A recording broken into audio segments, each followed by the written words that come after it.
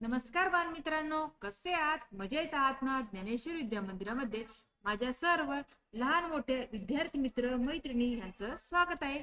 आज मी माझ्या बालमित्रांसाठी एक छान गोष्ट बोधकथा घेऊन आलेली आहे. पण ह्या बोधकथेचं नाव सांगण्या अगोदर मुलांनो, तुम्ही जर आतापर्यंत आपल्या ज्ञानेश्वर विद्या मंदिराला सबस्क्राईब केलं नसेल तर लगेच सबस्क्राईब करून घ्या व सबस्क्राईब समोर जे नोटिफिकेशन आहे त्याला हिट करा, जेणेकरून आपल्या चॅनल वरती अपलोड होणारे नवनवीन व्हिडिओ तुम्हाला पाहायला मिळतील. तर चला पाहूयात. एक आजच्या गोष्टीचं नाव आहे एक तरी ओवी अनुभवावी. काय गोष्टीचं नाव काय? एक तरी ओवी अनुभवावी. कौरव आणि पांडव आश्रमात राहून शिक्षण घेत होते. एकदा त्यांच्या गुरूंना काही कामानिमित्त बाहेर गावी जायचे होते. जाताना त्यांनी सर्व विद्यार्थ्यांना ते परत येईपर्यंत काही पाठांचा अभ्यास करण्यास सांगितले. 15 दिवसांनी गुरु परतले आणि प्रत्येकाने काय काय अभ्यास केला याविषयी विचारणा करू लागले. प्रत्येक जण आपण कसा जास्तीत जास्त अभ्यास केला याविषयी सांगू लागला. शेवटी धर्मराजाची पाळी आली. धर्मराज म्हणाला, गुरुजी, मी एका वाक्याचा अभ्यास केला.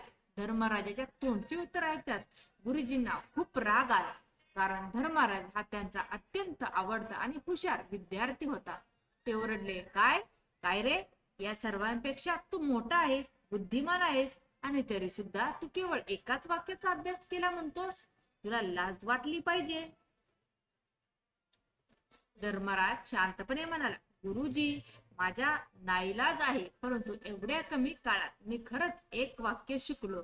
गुरुजींचा पारा चढला. ते खवळले आणि म्हणाले, मूर्खले का? तू आळशीच नाहीस तर निर्लज्ज आहेस. तरीही धर्मराज शांतच होता. जराही विचलित न होता तो म्हणाला, गुरुजी, माफ करा, पण मी खरोखरच एवढं शिकलो.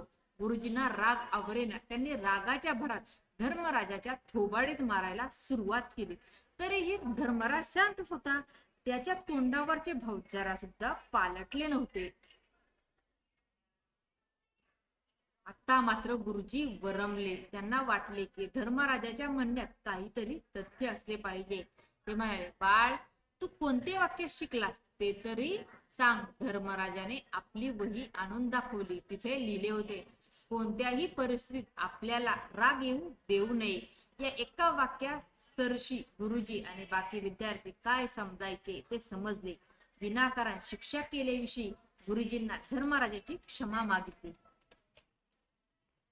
तात्पर्य, नुसत्या अफाट ज्ञानापेक्षा थोडे शिकले तरी चालेल, परंतु ते कृतीत आणण्याचा प्रयत्न केला पाहिजे. संत ज्ञानेश्वर महाराजांनी म्हटले आहेत, एक तरी ओवी अनुभवावी.